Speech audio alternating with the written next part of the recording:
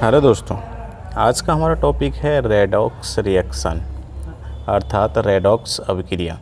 ये जो रेडॉक्स अभिक्रिया है यहाँ पर हम बात कर रहे हैं on the basis of old definition, यानी पुरानी परिभाषा के आधार पर हम बात कर रहे हैं। यहाँ पर मॉडर्न कॉन्सेप्ट के आधार पर नहीं बात कर रहे हैं, अभी केवल पुरानी परिभाषा के आधार पर बात कर रहे हैं। तो देखिए यदि आपने पुरानी अवधारणा के आधार पर ऑक्सीकरण और अपचयन नहीं पढ़ा है तो मैं उस वीडियो का लिंक नीचे डिस्क्रिप्शन में दे दिया हूँ, वहाँ पर जाकर आप उसको पहले देख सकते हैं। उसी आधार पर हम बात करेंगे कि ये रेडॉक्स अभिक्रिया क्या होती है। रेडॉक्स अभिक्रिया को पढ़ने से पहले एक चीज़ और आती है, ऑक्सीकारक और अपचायक, यानी oxidizing agent and reducing agent. ये क्या होते हैं?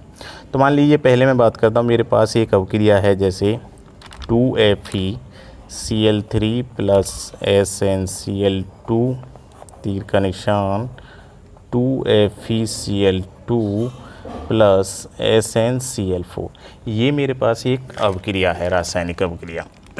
आप देखिए दो चीज़ें हैं हमारे पास, ऑक्सीकारक है, एक अपचायक है। तो अभिक्रिया में जिस पदार्थ का ऑक्सीकरण हो रहा है, ध्यान देना है यहाँ पर कि अभिक्रिया में जिस पदार्थ का ऑक्सीकरण हो रहा है उसे तो कहते हैं हम अपचायक, और जिस पदार्थ का अपचयन हो रहा है उसे कहते हैं ऑक्सीकारक। तो अब देखिए इसमें यहाँ अगर हम बात करें तो यहाँ पर जो अनुपात है 1:3 ऋण विद्युतीय अनुपात, ऋण विद्युत अवयव का जो अनुपात है यहाँ पर 1:3 है, यहाँ पर 1:2 है, यहाँ पर 1:2 है, यहाँ पर 1:4 है। एक Sn है, Cl4 है तो 1:4 हो गया। इस तरीके से इसमें अनुपात बने हुए हैं। अब अगर हम इसकी Fe से और Fe की बात करें यहाँ पर, तो यहाँ पर क्या हो रहा है, 1:3 से 1:2, यानी ऋण विद्युतीय अवयव का अनुपात घट रहा है। अगर इसकी बात करें Sn से SnCl4 की, तो यहाँ पर ऋण विद्युतीय अवयव का अनुपात है वो बढ़ रहा है। ठीक है, यहाँ तक क्लियर। अब देखिए हम पिछले वीडियो में भी पढ़ चुके हैं जब ऑक्सीकरण अपचयन पढ़ा था कि जहाँ पर ऋण विद्युतीय अवयव का अनुपात घटता कहाँ पर है और बढ़ता कहाँ पर है। ऋण विद्युतीय अवयव का अनुपात कहाँ पर घटता है, जहाँ पर के ऑक्सीजन वहाँ से निकले। ऑक्सीजन किस में निकलती है, अपचयन अभिक्रिया में निकलती है। अपचयन को अवकरण भी बोलते हैं, अपचयन में निकलती है। तो जब ये जो अभिक्रिया कौन सी हो गई, अपचयन, तो हम यहाँ लिख सकते हैं कि FeCl3 यानी फेरिक क्लोराइड का फेरस क्लोराइड में अपचयन हो रहा है, और स्टेनस क्लोराइड का स्टेनिक क्लोराइड में ऑक्सीकरण हो रहा है,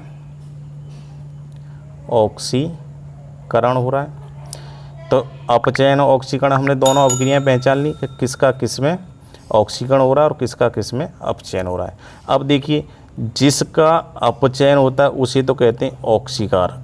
तो यहाँ पर जो FeCl3 है वो क्या हो गया, ऑक्सीकारक, और ये जो SnCl2 है वो क्या हो गया, अपचायक। अपचायक क्यों है, क्योंकि SnCl2 का SnCl4 में ऑक्सीकरण हो रहा है, तो ये क्या हो गया, अपचायक हो गया। अब बात कर लेते हैं रेडॉक्स रिएक्शन की। रेडॉक्स रिएक्शन क्या होती हैं? रेडॉक्स रिएक्शन वो रासायनिक अभिक्रियाएं होती हैं जिनमें तत्वों की संयोजकता, जो वैलेंसी है, वो परिवर्तित होती है, चेंज होती है, जिनमें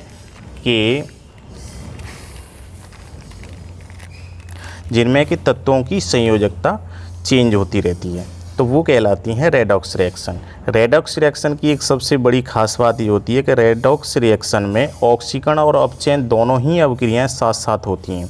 जैसे मैंने ऊपर लिखा था अभिक्रिया, फिर से लिख रहा हूँ, 2FeCl3 प्लस SnCl2 तीर का निशान FeCl2 प्लस, यहाँ 2 लगा देंगे, SnCl4।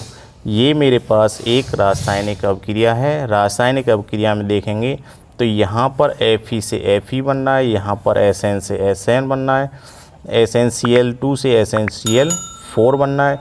तो यहाँ पर क्या हो रहा है, ये ऑक्सीकरण हो रहा है, ऑक्सीडेशन, और यहाँ पर क्या हो रहा है, रिडक्शन हो रहा है। तो यहाँ पर जो दोनों अभिक्रियाएं हैं, दोनों अभिक्रिया कौन सी, एक अभिक्रिया SnCl2 से SnCl4 और एक अभिक्रिया FeCl3 से FeCl2 जो बन रही है। तो इसमें दो अभिक्रियाएं हुई, अगर इसको हम अलग अलग डिवाइड करते हैं तो दो अभिक्रियाएं बन जाती हैं। तो ये दोनों ही अभिक्रिया ऑक्सीकरण और अपचयन की एक साथ हो रही हैं, तो उसे कहेंगे हम रेडॉक्स रिएक्शन। तो इसको हम बोलेंगे रेडॉक्स अभिक्रिया।